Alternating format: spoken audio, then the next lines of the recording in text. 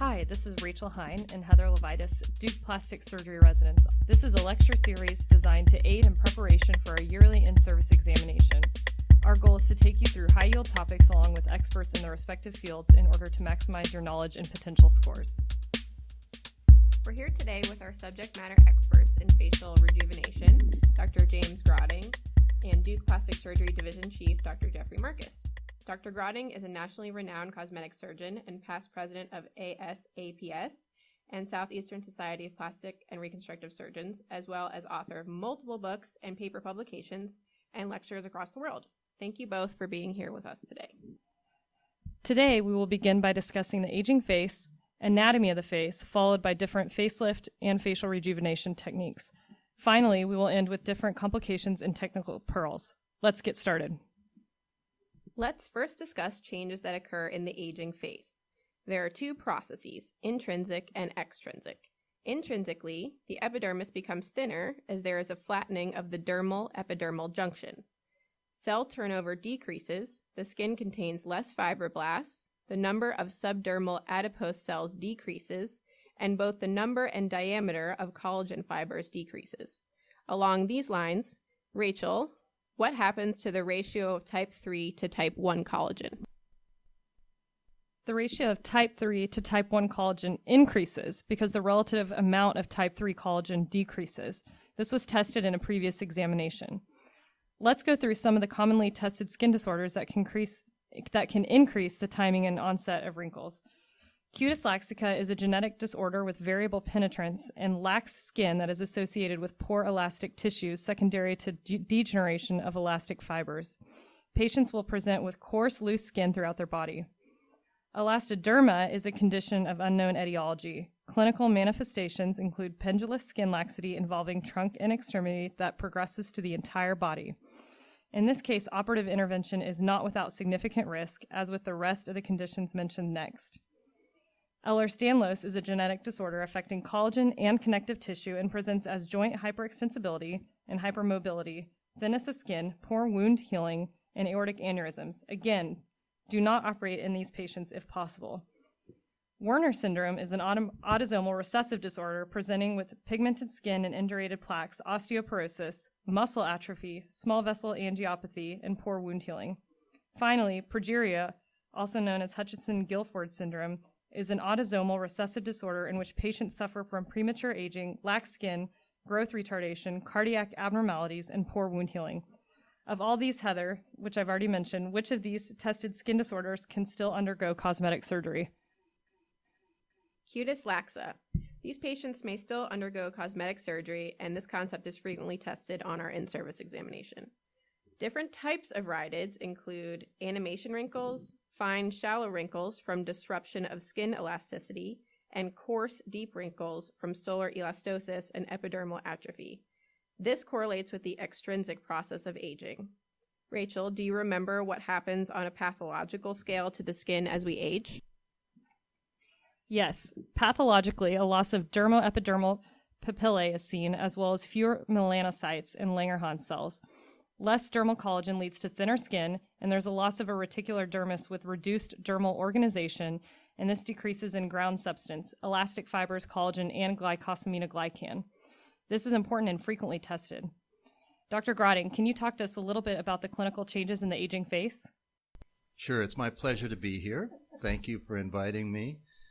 And what happens in the aging face, of course, varies a little bit with genetics as well as the decade in which the patient is seeking consultation. But in general, we see the effects of gravity. We see descent of compartments of the face, as well as deflation and volume loss, and particularly from the upper and middle thirds of the face.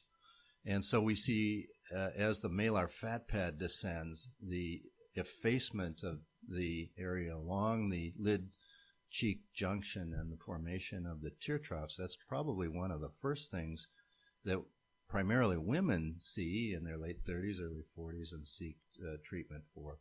And then, of course, as time goes by, especially as patients gain weight, we see fat accumulation in the lower part of the face, especially in the jowl and neck. Not always, but there are large numbers of patients who have fat accumulation there that needs to be addressed. And then finally, what's become known as radial expansion, and basically you can think about this as the retaining ligaments stretching and the tissues move away from the face, and that's what deepens the folds. And then a number of studies have shown what happens to the bone. For example, around the orbit, we see a deepening of the orbit, a widening of the orbit. The maxilla retrudes with time, and all of these things, including loss of volume in the teeth and gums, all these things lead to aging changes, which patients seek consultation for. All right, let's move on to anatomy of the face. The face can be divided into anatomical layers. The layers of the face from superficial to deep are skin, subcutaneous tissue and superficial fat compartments, the SMAS, temporoparietal fascia above, skin and platysma below, facial muscles, deep facial fascia, neurovascular structures, and bone. Importantly, the neurovascular plane contains the facial nerve, parotid duct, buccal fat pad, and facial vessels. The SMAS, as I mentioned, or superficial musculoaponeurotic system, is the superficial fascia of the face and lies under skin and the subcutaneous tissue. The SMAS is thickest over the parotid gland and becomes attenuated more medially. Rachel, do you remember what the SMAS is continuous with throughout its course? The SMAS is continuous with the cervical fascia of the neck, the temporoparietal fascia, the galea, and the frontalis muscle. That's correct. All right, let's review the layers of fascia of the temporal region.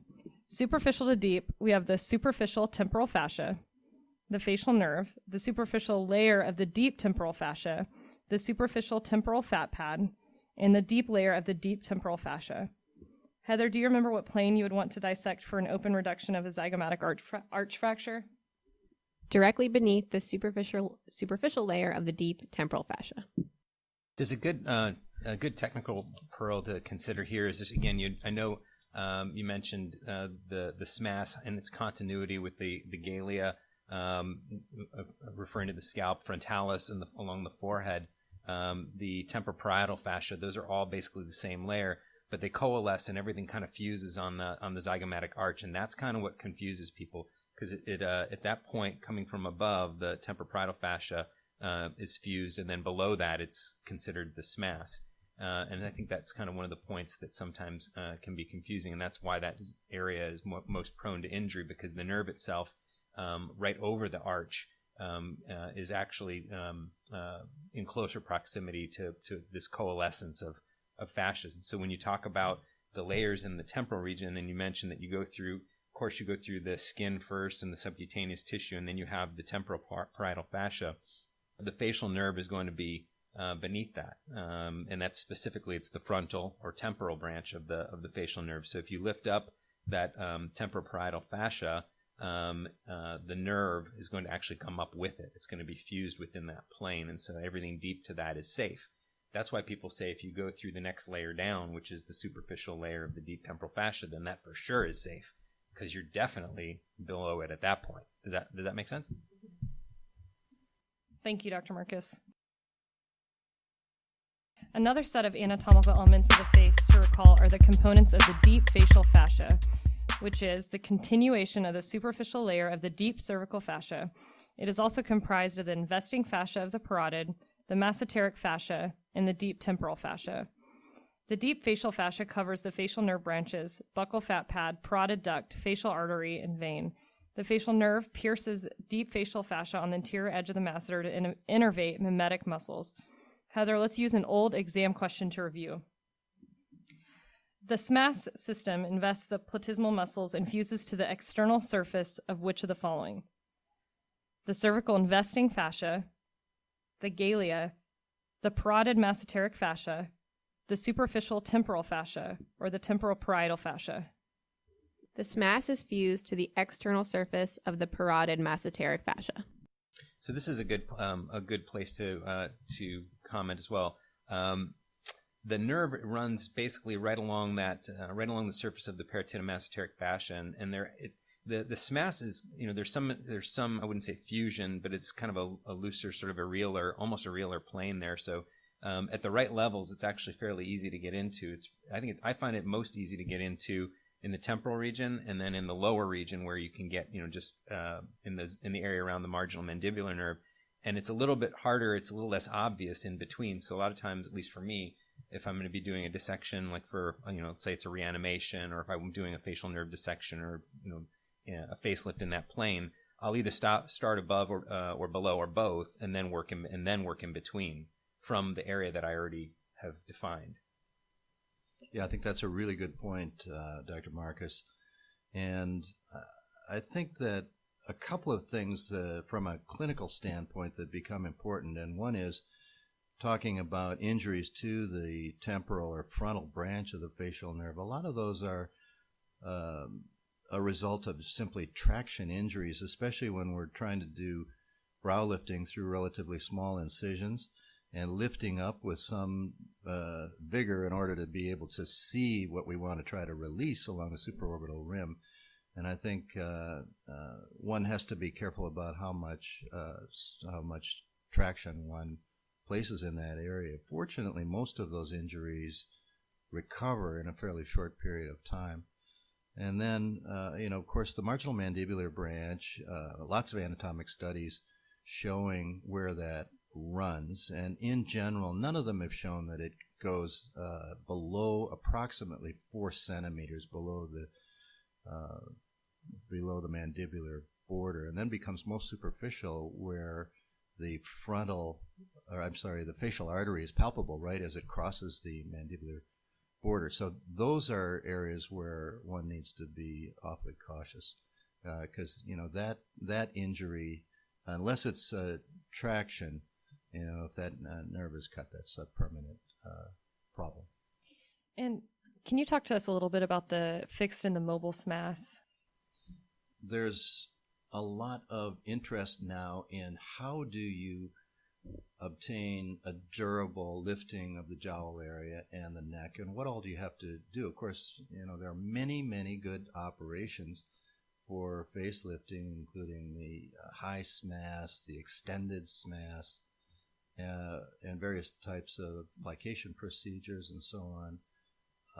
The key to lifting is to make sure that as you elevate the SMAS, you're using that as a handle to reposition the skin. And so you need to leave the skin attached to the mobile part of the SMAS.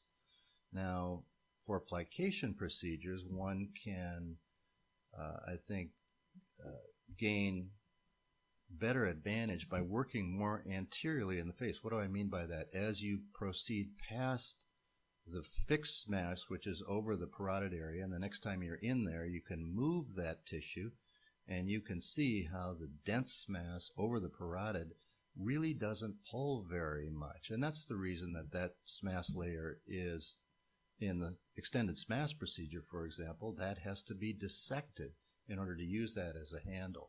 In plication procedures, if one moves then to that junction between the fixed SMAS and the mobile SMAS anteriorly and plicates directly in that region, you're closer to the tissues that you want elevated. But it still means that you need to leave the skin attached to the SMAS so that you get the effect that you want.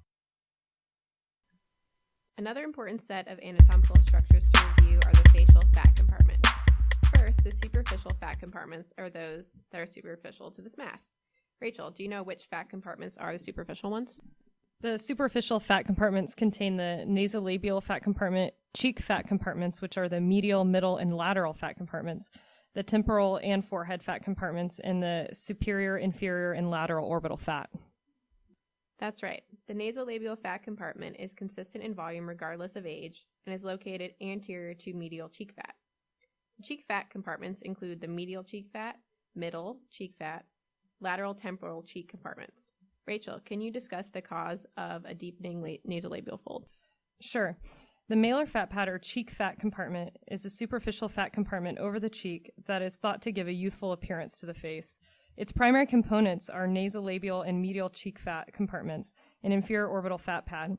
As the malar fat pad descends with age, it also loses volume, which causes fullness and deepening of the nasolabial folds. That's right. The other superficial fat compartments include the forehead and temporal fat compartments. The orbital fat compartments are the superior compartment, inferior compartment, and lateral compartment. Jowl fat occurs at the region of the mandibular retaining ligament and is adherent to the depressor anguli oris. Now let's review the deep facial fat compartments. Heather, can you remember those? The deep compartments include the deep medial fat compartments, the SUF and the roof, or suborbicularis and retroorbicularis oculi fat compartments. Loss of volume in these compartments can be a source of aging in the midface. Pseudotosis results from subsequent descension of the superficial fat compartments over these deep facial fat compartments. The buccal fat pad is another important structure that contributes to facial and cheek contour. It has a central body and 3 extensions, temporal, pterygoid, and buccal. The zygomatic and buccal branches of the facial nerve lie superficial to the buccal extension, and the parotid duct passes through it. Clinically, a buccal extension may be removed through an intraoral incision to reduce cheek fullness. That's an interesting point, and I think that it's an area of facial rejuvenation that is often overlooked, and it can be overdone as well, but there are certain patients who, after they've undergone facelifting, still have a fullness that appears right lateral to the oral commissure. And you can make a diagnosis of buccal fat protruding in that area by simply pushing on it or having the patient forcefully suck in with their mouth, and that pulls the buccal fat in. Then as they relax, you can watch that buccal fat move right into that area of weakened fascia overlying it, because the fascia overlying the buccal fat pad is extremely thin. And if it's torn during facial rejuvenation, you will get herniation of the buccal fat. And if you get that, the best thing, if you can't repair that fascia, is to simply reduce that directly through the facelift incision, or secondarily, I find it quite easy to reduce it by an intraoral incision. And as you said, the big challenge there, or the big risk, is the buccal branch of the facial nerve, which runs right directly through it. I think that you can be presented with this in one of 3 ways in the context of a rejuvenation case. One would be in a patient where you've done one version of a deep plane facelift, so you're sub-SMAS, in which case you're looking at the nerves as they're crossing right over this fat, which makes it very easy to see the fat, and actually makes it fairly easy to remove the fat because you can see the structures that you're trying to avoid. If you were doing a subcutaneous lift and then doing some version of plication, you don't actually see the nerves as well because you're not in that plane. So there's some degree of potentially greater risk to work on fat when you don't actually see the things that you're trying to avoid. Not that it can't be done, it can, but you might be better off in that circumstance in doing an intraoral approach where you can make an incision and the fat is immediately appreciable. The difference here is that as you're retracting or drawing the fat out, pulling on it, you're potentially pulling that nerve with it, so it kind of bows out of your incision. So you have to be really careful, and doing that type of a dissection, like in very small increments, potentially using the bipolar to be able to buzz any of the numerous vessels that run through it, and doing it little by little by little by little is probably wise. Let's move on to ligaments of the face. Retaining ligaments are those anchored to the deep structures of the face, such as bone or muscular fascia, and connect to the overlying soft tissue. They are the fascial boundaries of some fat compartments. Rachel, what is the deformity caused by the orbital malar ligament and malar membrane? The tear trough deformity and malar bags result from presence of the orbital malar ligament in the aged face. That's right. Ligaments and adhesions of middle and lower face include both osteocutaneous ligaments and parodomasseteric cutaneous ligaments. The osteocutaneous ligaments are the mandibular osteocutaneous ligament, which extends from the parasymphyseal region to the overlying dermis, and the zygomatic osteocutaneous ligament, which extends from the zygomatic arch through malar fat pad to the dermis. Rachel, what is another name for this anatomical structure? This is called McGregor's patch. Additionally, the parotid and masseteric cutaneous ligaments are formed by the coalescence of the superficial and deep facial fascia, also known as Lori's fascia. Yeah, I think this is a very interesting part of anatomy, and it's one that is probably argued about in more facial rejuvenation panels than almost any other point, and that is, are the retaining ligaments of the face important to release in order to get proper lifting? And one has to keep in mind that these are multiple, and they start really at the bone, and they move up through the layers of the face into the skin. So one can divide them at various levels, whether it be subcutaneous, whether it be subsmass, or subperiosteal.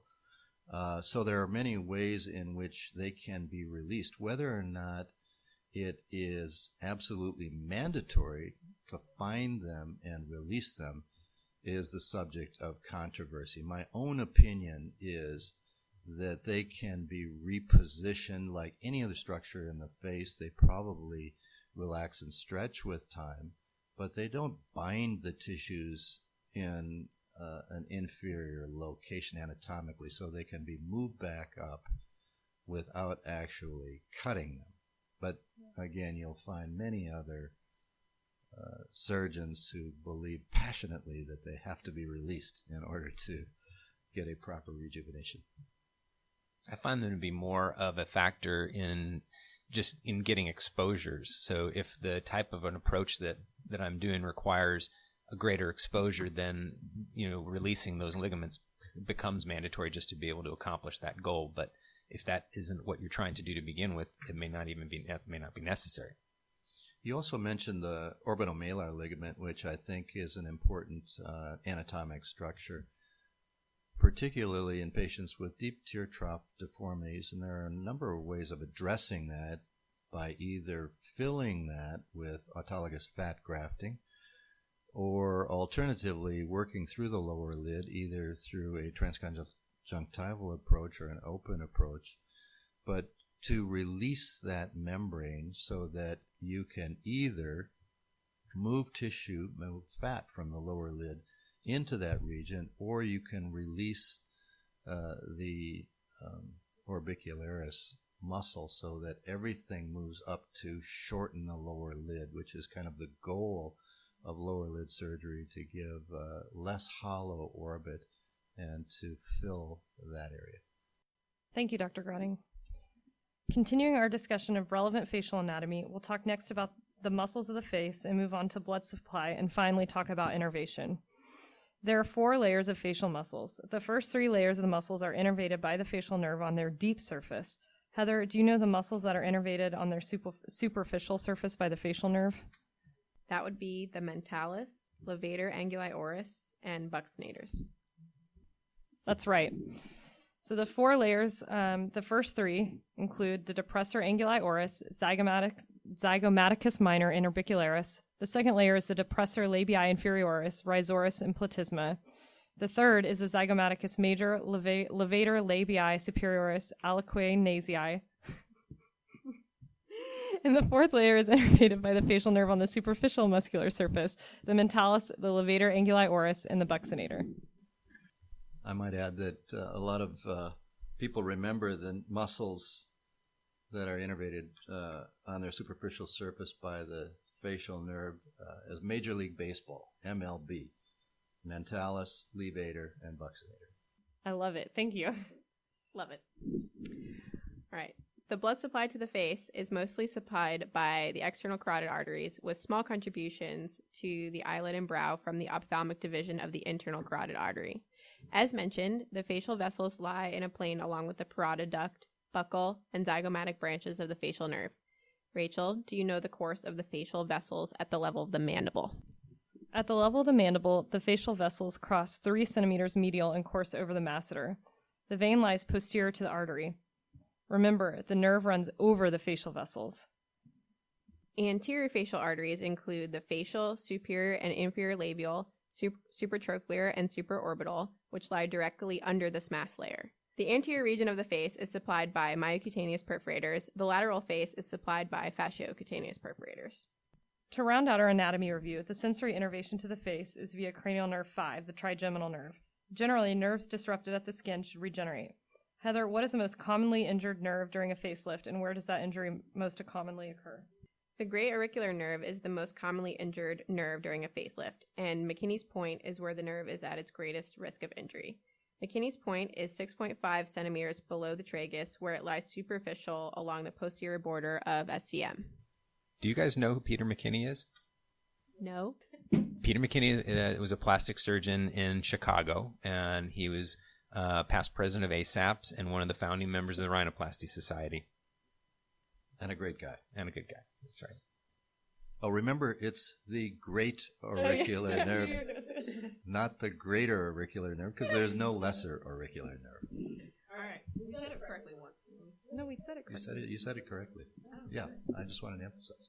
Usually when there's an injury to the nerve, it's usually as you're dissecting from posterior, so you're coming down behind the ear to get down, into the neck, and you're trying to make that transition around the earlobe, and that's kind of where you start encountering. If you stay on top of, like, over the surface of the sternocleidomastoid, and not getting into the substance of the muscle, then you can avoid it. It's usually getting lost in that transition zone from, sort of posterior to anterior.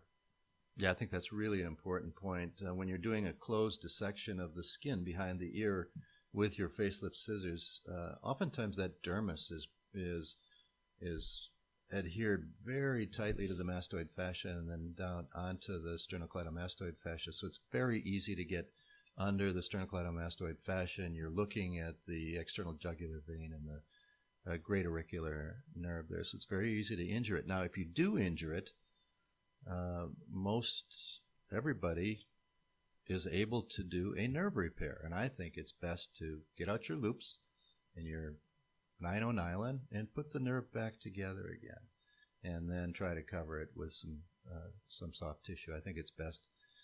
If you damage it so badly that it can't be repaired, then perhaps it should be buried within the substance of the sternocleidomastoid muscle.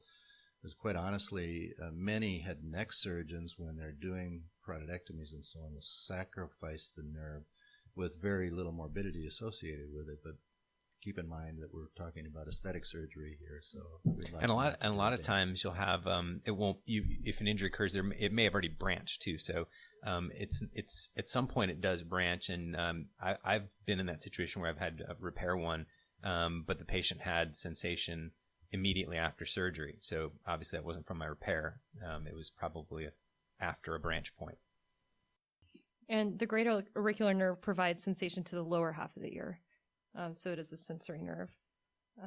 It typically lies deep to the superficial cervical fascia. However, platysma is absent here, which places the nerve at risk.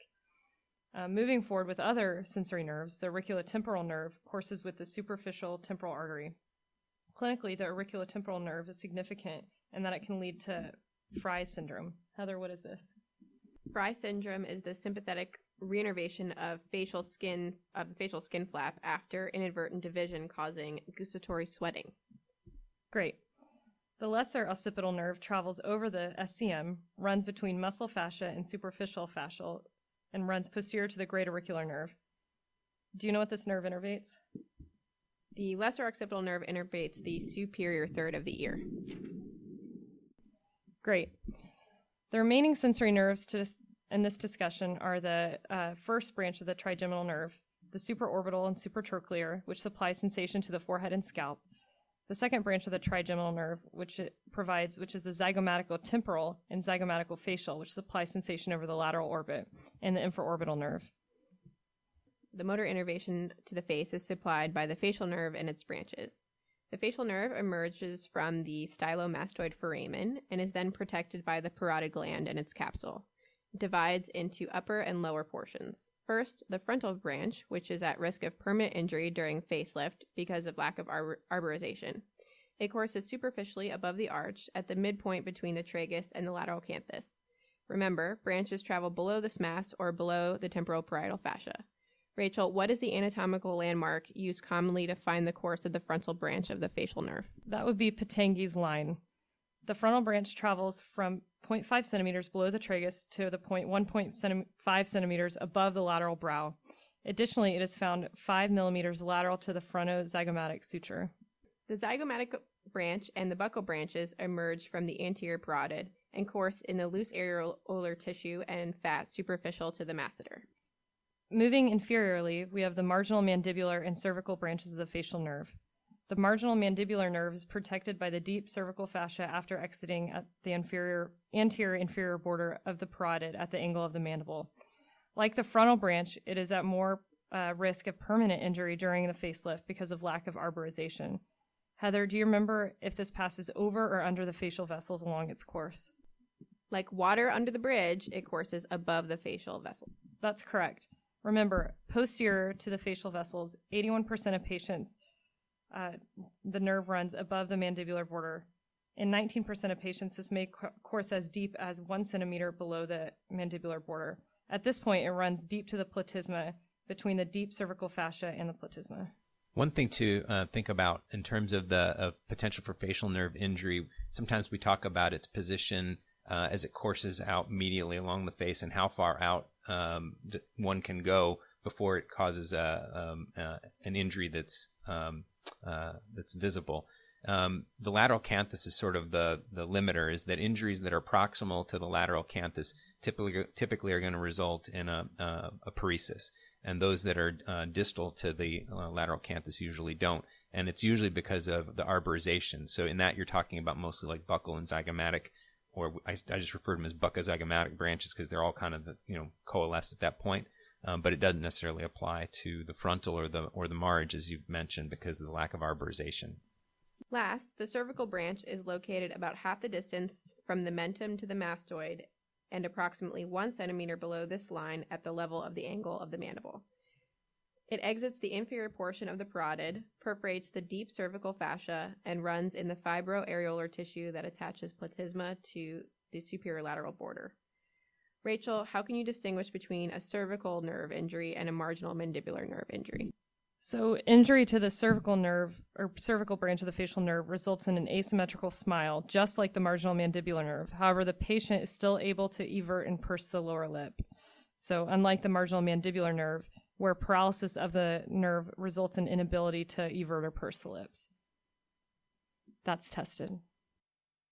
So sometimes you can get some asymmetry, initial asymmetry in the smile with simple division of the platysma without damage to the nerve itself until the patient accommodates, and that can be distressing to the patient.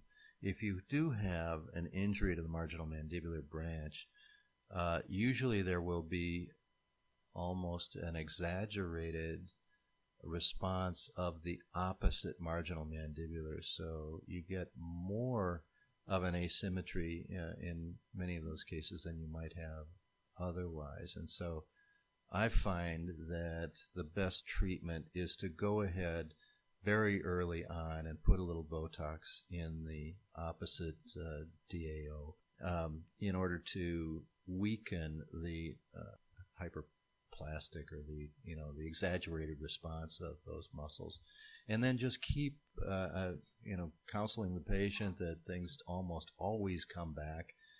It can last a week, it can last a month. I've seen it last 6 months or more. So you really have to see those patients often, and generally they're accepting of it as long as it's not too asymmetric, and Botox has been a big help for those patients. The last nerve that needs mentioning is the spinal accessory nerve. Injury would result in weakness of shoulder and inability to lift the shoulder girdle, and usually results from dissection of the lateral neck. Heather, can you discuss the course of this nerve? It exits the jugular foramen, innervates the SCM, leaves the posterior border of SCM 7 to 9 centimeters from the clavicle, passes posterior to innervate the trapezius. The spinal accessory nerve is vulnerable to injury as it leaves the SCM. Next, we will discuss preoperative facial analysis. Dr. Grotting, do you mind talking to us a little bit about your preoperative assessment in the aging face? Remember, team, the face should be analyzed in equal horizontal thirds and vertical fifths. And I like to do exactly that. That's what I start with, is looking at the thirds of the face, the height of the brow, the middle third and the lower third, and we'd like to just analyze whether or not any of that can be altered safely with facial rejuvenation surgery. Sometimes, the bone structure of the face is such that you can't alter that. But I think it's important to document what the thirds are like, as well as the vertical fifths of the face.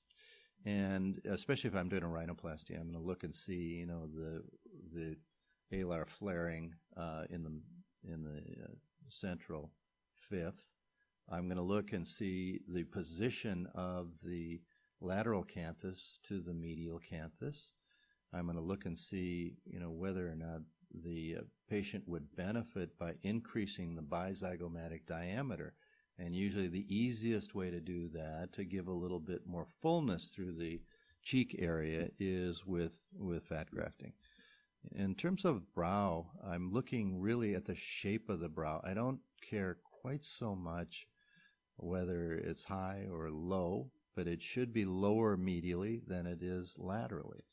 And so as long as the brow shape is correct, one may find that lifting is not necessarily important. One can reshape the brow either by fat grafting below it to support it, or in certain cases, and I'm thinking about the older patient with a descending lateral brow, that a direct brow lift in those patients does well because it heals quite well. So I'm looking to see how much descent of tissues there are and how much involution there is. So just like we talked about earlier, my plan is going to be to try to reposition tissues that have fallen due to gravity, but also to expand tissues that have sunken in due to loss of volume.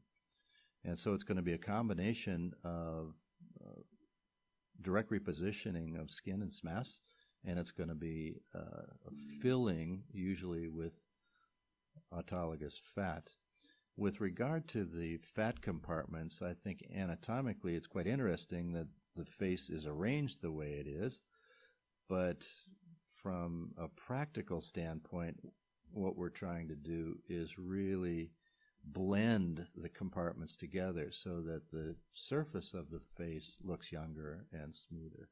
So I'm looking for those areas, the nasolabial fold, the marionette lines, whether or not the chin is ptotic, the tear trough, the temporal area. I'm looking at all those regions where I can use fat to blend and use fat to re-volumize without doing open surgery. And I heard you discussing a little bit earlier how when you look at a face, you kind of think what makes this person look older. Can you talk a little bit more about that? That's really important, I think, first to find out from the patient what she's seeing or he's seeing when they look in the mirror. What is it that bothers them? Of course, we always have to start with that. And it's really sort of a delicate conversation. You don't want to seem critical of a patient or suggest too much and get into things that absolutely don't bother them. But on the other hand, it's an opportunity to educate the patient about what can be done safely. And what I'm looking for is what is it that makes that patient look older than they want to look? We talked about fat becoming deposited along the jawline and into the neck. And very often, that's what the patients complain about and makes them seek a neck lift. Patients oftentimes don't realize that they are, quote, negative vector, that they have a flattened malar area. But it can make a huge difference to revolumize that region, and it's critical to do that if you're thinking about doing lower lid blepharoplasty, to combine those two together. Very frequently, lower lid blepharoplasty is a failure unless you can support the cheek with either fat grafting or with a mid-face lift. So I wait and see what the patient tells me that they're interested in doing. But with the use of computer imaging, it's an opportunity to really show a patient what is possible. And it's critical that you don't make them look different. You just make them look younger. And I encourage patients to bring in pictures of themselves, say, for example, in their 30s, because a couple of things. I want to look at what was their brow shape when they were younger. And there are a number of patients who never had an arched brow. And so to create that in a patient that never had it sometimes is an error. So I think it's important to make sure that we're not creating faces that draw attention from friends and family as looking too different. Now we will move on to incision placement and operative techniques. Historically, there are 3 different incision placements: temporal, preauricular, and postauricular. Dr. Grotting, would you mind discussing the use of each of these incisions in your practice, as well as indications and technique? Sure. I have pretty much moved away from the extended temporal incision, and the reason for that is because in too many cases one increases the distance between the lateral canthus and the temporal hairline, and when you move it back too much, you can really give the appearance of the patient actually losing hair or getting older. So I like to leave the hairline where it is, and most of the time I will make an incision at the base of the sideburn, and I try not to extend it up in front of the sideburn, because sometimes in some patients that's a visible scar and a dead giveaway that the patient has had, quote, work done. With regard to the tragus, it really depends on whether or not there's a transition in skin color as one moves from the cheek onto the tragus. If there's a definite difference between pink skin of the cheek and white skin over the tragus, then usually I will make the incision pretragal. In patients that have uniform skin color, I will go not necessarily retrotragal, but at the edge of the tragus. I think men generally will do better with a pretragal incision in order to avoid dragging hair up over the tragus, although that can be dealt with laser hair removal. In terms of whether or not one needs to extend the incision into the postauricular area, really depends on how much extra skin there is in the neck. And for me, I think once you've got patients with lax skin below the thyroid cartilage, I'm thinking more in terms of a postauricular incision extended into the hairline posteriorly. In patients that really don't have that much extra loose skin in the neck, or below the thyroid cartilage, I do the simulation test where I sit in front of them and I simply elevate the skin along the jawline, and I see if there's bunching of skin at the earlobe, and if there is, then I've got to do something with that. I can either tailor it, chase the dog ear up into the postauricular sulcus, or do a more traditional skin incision in the postauricular area. If it doesn't look like there's much bunching there, then oftentimes we can deal with that, stopping the incision right at the earlobe and then chasing the dog ear superiorly, as long as you don't have to chase it in front of the sideburn. So if it looks like I'm going to have bunching there, I usually will deal with that by making a short temporal incision superiorly disconnected from my initial incision in order to elevate the subcutaneous tissue superiorly, or sometimes we'll go subgaleal. Can you talk a little bit about high retroauricular incision versus a lower retroauricular incision? Because we had a question about that last year. It was based more on skin redundancy, the amount of skin redundancy on the neck, and how you placed a postauricular incision, whether it was high or low. So I think it's important to try to hide that incision, hide that final scar. And I can't really imagine a situation where I would accept a low retroauricular, postauricular incision, because that is almost always going to be visible there. And in my mind, there's no reason why you can't carry that up.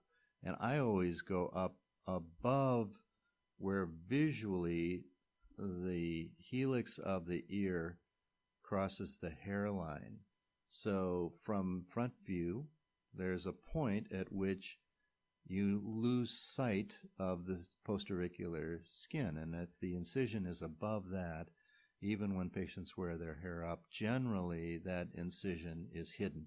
So I think we should do everything we can to keep those incisions concealed. And I don't think you can get necessarily more skin out with a low postauricular incision. I think there are many ways of tailoring those dog ears into the hair and keeping it high. The only thing I would add, I mean, that was Dr. Grotting's description was terrific. Only thing to mention, just in terms of elevation, with regardless of how the incision is designed, particularly anteriorly, we haven't really talked all that much about elevation of the plane, at least to begin. And anteriorly is where most, I think, residents probably stress out about that posterior, in the postauricular area you can stay on top of the mastoid fascia, and you look at that transition, fatty tissue up, mastoid white tissue down, and it's fairly easy. As you get over the sternocleidomastoid, you look for the muscle fascia, don't violate that, and you'll be safe there. But anteriorly, I think it's helpful to remember that the branches of the facial nerve really don't exit right away. And so you see a lot of the masters using a scalpel, 15, 20 blade, particularly initially. You can maintain an even thickness, whichever of these incisions you use, you can maintain an even thickness of the skin flap safely with a blade until you're not really getting too conscientious about that until you've gotten just a little ways along on the parotid, and then as you get better, then you could continue even doing that beyond. Yeah, I think that's a really good point, and I try to leave as much fat on the skin flap as I can, so that it's even. And I'm looking for fat above, and the color of the SMAS is different. It's a fascial; it's more of a pink colored down in that region. And I'm using my non-dominant hand as I'm retracting for myself, and I'm feeling exactly what is the position of the blade as I'm elevating that skin flap and moving carefully in that way. I mean, you couldn't even use a needlepoint cautery set on a very low setting, but the key is you always know exactly how thick that flap is. Don't be in a hurry in that area. And if you're using, I know we have a lot more to get to, but and if you're using a tumescent or pseudotumescent type of a technique for hemostasis during the procedure, just remember that you have to meticulously cauterize every tiny, even remotely bleeding vessel, because once that epi wears off, you'll start seeing some more. Thank you. Now we will move on to surgical techniques and vectors. Remember, the SMAS should be fixed in a more vertical or diagonal vertical direction. Skin may be more posterior and vertical. And the SMAS fixation or plication provides the longevity of the result. Tension should be placed on the SMAS and not the skin. Now I will turn to the experts, Dr. Grotting and Dr. Marcus, for operative techniques, vectors, and fixation.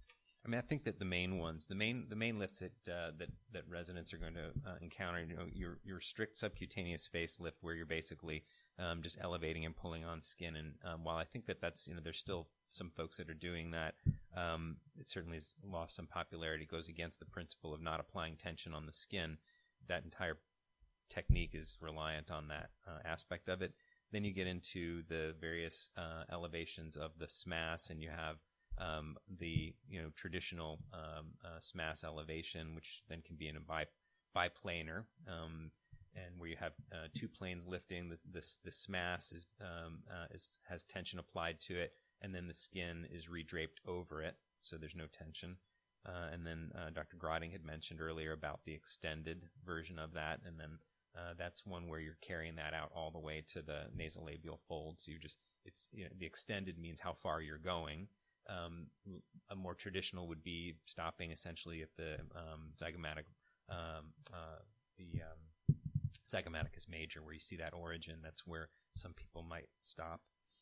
Sam Hammer described the deep plane or composite lift, and that's where the skin is left along with the SMAS, and that whole block is essentially mobilized.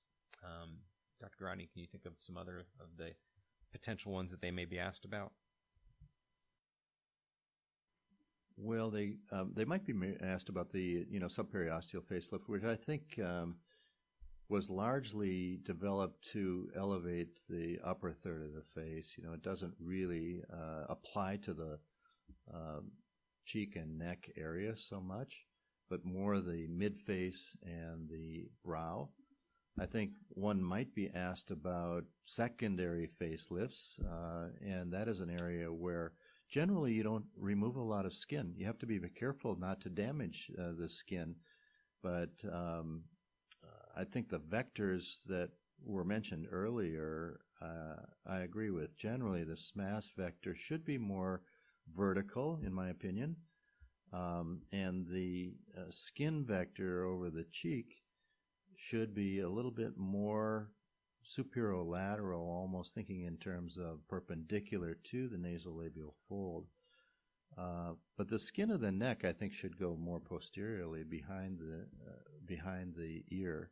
So there's a little difference in the vector of the skin of the cheek versus the skin of the neck. But that is one of the advantages of working on the layers of the face separately. I have gone from a SMAS dissection to SMAS plication, and I think more and more surgeons are recognizing that plication can be equally effective to SMAS dissection. I think that when people started doing plication, there was some reluctance to accept it based on how it was being done. It was the vector and the extent of the plication, and so one is not the same. One type of plication is not the same to all. So I think what folks are doing now, and where Dr. Grotting talks about the mobile portion of the SMAS and how that's done, that's not what was originally described. So blanket statement saying that plication is less effective than elevation and mobilization probably isn't fair. It has more to do with what you're actually doing. I think that's an important point. I think our understanding of how the face ages has advanced quite a bit, and it allows us to go back and examine some things that were done previously, but to combine them with adjunctive procedures, such as fat grafting and laser chemical peel and that sort of thing. Can you talk to us a little bit about areas where you fat graft and potentially malar enhancement? Where on the cheek do you focus that? How much fat do you use? Sure. I am of the school of Tim Martin, and I like to do the fat grafting at the very first thing I do after I get the patient asleep. We harvest fat. Generally, we harvest from either the abdomen or from the hip rolls, or in very thin patients, we can usually get enough fat from the inner thigh. While that's being prepared, and I like a technique of just minimal manipulation on telfa, washing it very minimally, but I like good quality fat that injects well. You don't want to have any fibrous material in the fat that makes it so that you're injecting blobs. You really want to spray paint the fat, as Tim and Sid Coleman have talked about. I start off, once I've got the fat, I start off in the tear trough area, and I'll usually put 1 or 2 cc's across the tear trough, kind of butting up against the orbitomalar ligament. I then move to the malar region, and I usually like 3 to 5 cc's in the malar area, and I'm injecting at all levels. It's probably safest to stay deep, but I think the malar area is more forgiving than a lot of other areas of the face for fat grafting. I then move into the temporal region, and I like to stay deep in the temporal region, right on top of the deep temporal fascia. And then I move into the lateral brow, and I usually like 1 to 2 cc's under the tail of the brow and in the subbrow fat. I then sometimes in hollow orbits or post blepharoplasty ape-frame deformities, I'll put fat actually within the orbit, not in the upper lid, but think in terms of extending the superior orbital rim inferiorly. And usually 1 or 2 cc's of fat in that area is sufficient. I usually put 1 to 2 cc's of fat in the glabellar area, and I may use so-called nanofat in the creases themselves. We haven't talked about nanofat, but that was described by Verpali and Thenard, and really it's destruction of the adipose cells themselves, but using the stromal vascular fraction to almost like autologous filler into the fine lines, both in the glabellar area. I use it a lot around the mouth. And I'll then move down and use conventional sort of, quote, micro fat in the nasolabial folds, usually 2 cc's, usually 2 to 3 cc's in the marionette line, and then transitioning into the pre-jowl sulcus, and then sometimes as much as 5 cc's in the chin if it's either ptotic or loose. And then I will usually put 1 cc of fat in each earlobe. I may do an earlobe reduction. And then in terms of the lips, remember the ratio of 1.6 to 1. The lower lip should be larger than the upper lip. I usually am placing fat right at the junction between the dry and the wet vermilion. I'm trying to turn the lips out, and I may put either none or 1 cc on each side of the upper lip, and I'm usually putting 2 cc's in the lower lip on each side. And keep in mind the anatomy of the lip, the so-called eggs of the lower lip. There are 2 on either side of the central fissure. And then in the upper lip, usually 3 compartments. So you don't want the lips to look like sausages. You want them to look anatomically beautiful. And then finally, there's more popularity with cheek and chin augmentation with prosthetics. Do you kind of incorporate those in your practice? And if you do, when do you use those? Yeah, I think most commonly when I'm doing a rhinoplasty in patients that really have on profile view recessive chin, and if it's minimal, and especially if they have just a little flattening of the malar area as well as the chin, I think fat works extremely well, and it's forgiving, and you can always do a little bit more. So I almost never use cheek implants, but I'm using fewer chin implants, but it's usually that patient that has a significant recessive chin. Thank you. So moving on from facial analysis and operative techniques, we'll discuss some of the commonly tested concepts in management of the patient peri-op, intra-op, and post-operatively. Perioperatively, current recommendations include discontinuation of NSAIDs 2 weeks prior to surgery. Along these lines, fish oils, garlic, ginger should not be taken prior to surgery as well. We should also proceed with great caution if the patient is on anticoagulation. Contraindications include smoking, obesity, uncontrolled diabetes, hypertension. As we discussed at the beginning of the cast, patients with certain skin disorders should not be operated on. Heather, what was that skin condition that was not a contraindication to? Cutis laxa. Additionally, procedures over 6 hours are not advised in an office setting, and over 4 hours may lead to higher incidence of urinary retention and postoperative nausea and vomiting. Intraoperatively, we need to remember to take as many precautions as possible to prevent postoperative bleeding and hematoma. Although we get impatient, it is important to remember that epinephrine takes 25 minutes to take full effect. Careful management of blood pressure is also important.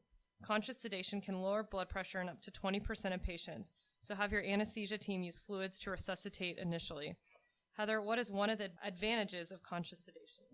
Conscious sedation has been shown to decrease the risk of DVT formation when compared to general anesthesia. Other intraoperative considerations include keeping the face elevated and not in a dependent position, as well as washing the hair at the end of the case. Postoperatively, the patient should maintain a head of bed elevation and strict blood pressure control. Incisions should be evaluated on postoperative day 1 to help detect possible hematoma. Drains are sometimes used to collect hematoma and prevent airway compromise, but should be removed early. Any dressings placed should not be too tight. Any small fluid collections may be aspirated with an 18 to 20 gauge needle.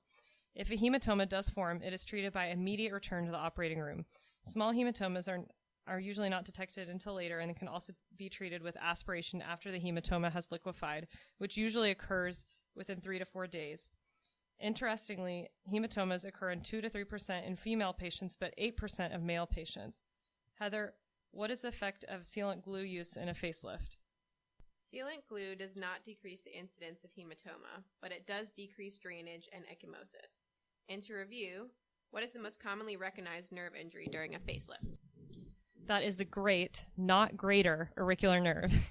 This is the most commonly recognized nerve injury in up to 7% of patients. If this is noticed during the operating room, as Dr. Grotting discussed, it should be immediately repaired. Sensory innervation to the skin flap is always damaged, but typically resolves within 12 months. A commonly tested concept is that motor nerve dysfunction present immediately post-op is typically due to local anesthetic. When nerve injury does occur, the buccal branch is most commonly affected.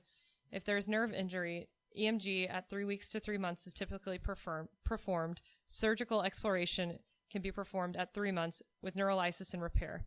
Now for a review question. A healthy 64-year-old woman undergoes rhytidectomy with superficial musculoaponeurotic system plication and platysmoplasty. Preoperatively, 150 milliliters of tumescent solution is infiltrated into the face and neck.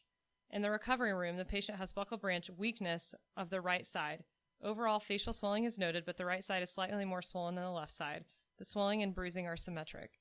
Which of the following is the most appropriate next step in the management of the right side of the face? Injection of a corticosteroid, percutaneous aspiration, re-exploration, release of potential nerve entrapment from the sutures, or observation only? The answer would be observation only, because you are considering that this is likely due to the local anesthetic and the tumescent solution. One comment just about facial nerve injuries and exploration for them, and I know we're probably going to talk about this when we get into the facial nerve and reanimation casts later on, but one thing it's kind of important to remember is that unlike some other nerves, the facial nerve, after it's been divided, will not be able to be stimulated distally in as short a period of time as 24 hours. So there are patients where you could come back to it and have a non-stimulable nerve after a very short time. I think that our answer for the in-service is, I believe it's 3 days, they say, but it can be in as few as 24 hours. Let's round out our cast on facelift with a discussion of additional complications and how to appropriately manage them. Skin slough and necrosis is seen with greater frequency in cases with subcutaneous dissection, in patients with peripheral vascular disease, smokers, and undue tension on flaps. Very important point. I think tension probably leads to more skin necrosis than almost anything else. Dressing sometimes can be a contributor, and I don't like tight dressings. I don't like dressings at all after facelifts, particularly in patients who have some problem with claustrophobia and they can't hear. So I think compression for an hour or two is fine. By that time, you should have reasonable hemostasis, but beyond that point, the dressings really aren't going to I don't think contribute to the final result. I'm trying to keep the patient's neck at a right angle, so I tell them to pretend like they're balancing a book on their head even when they're laying in bed. So I don't like a pillow, nothing that forces the head forward. So in terms of skin loss, I do think that it's important to monitor patients very carefully, particularly behind the ear. That's usually where it will start, sometimes at the sideburn.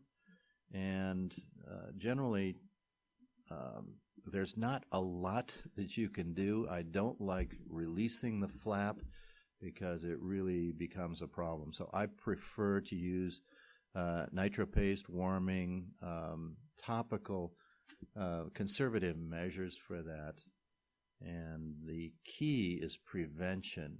Don't operate on smokers, or if you do, make sure that they've quit smoking at least 4 weeks in advance and stay quit for 4 weeks after. Keep your skin flaps thick. Shorten your undermining if possible. Don't treat the surface with laser or anything like that. You don't want to injure the surface of the skin as well as undermine.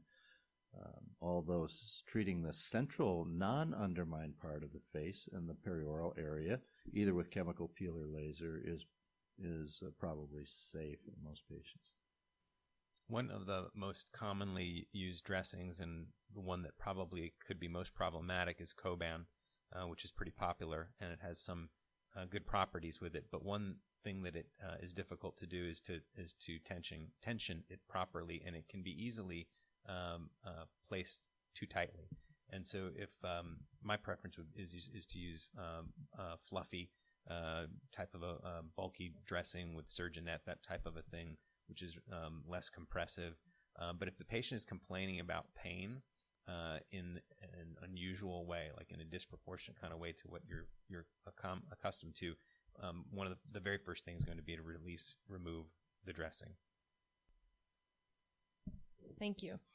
Another complication that is more rare than hematoma but is present is infection, and that incidence is typically less than 1%.